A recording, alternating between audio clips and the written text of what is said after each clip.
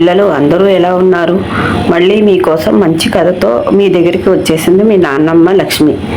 ఈరోజు కథ పేరు కమ్మలు. భాస్కర శాస్త్రి పండితుడు అనకాపల్లిలో రాఘవయ్య ఇంటి వద్ద నుండి అరవిందం ఇంటికి వచ్చాడు. పండితుడు కనుక తెలుగు భాషలో బాగా మాట్లాడటం భాస్కర శాస్త్రికి అలవాటు. తమ ఇంటికి రాగానే అతనికి అరవిందం నమస్కరించి కుర్చీలో కూర్చోమన్నాడు. కొంతసేపు కుశల ప్రశ్నల తర్వాత రాఘవయ్య గారి ఇంట్లో 2 కమ్మలు ఉండిపోయాయి అన్నాడు శాస్త్రి. అరవిందం తన నౌకరు ఆనందాన్ని కేకేసి, ఇదిగో రాఘవయ్య గారి ఇంటికి వెళ్ళి భాస్కర శాస్త్రి గారు 2 కమ్మలు ఇమ్మన్నారని అడిగి తీసుకురా అన్నాడు.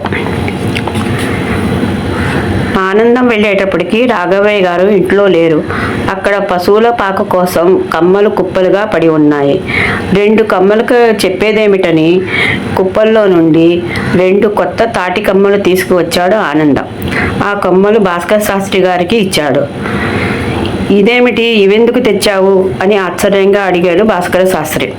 మీరే కదండి 2 కమ్మలు రాఘవయ్య గారి ఇంటి వద్ద నుండి తెమ్మన్నారు అన్నాడు ఆనందం.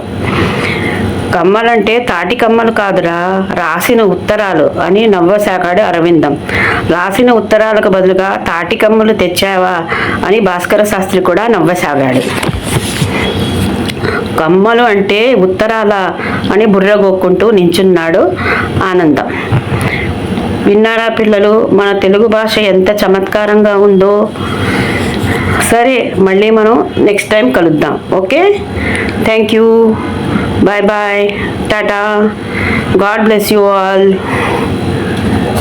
See you soon.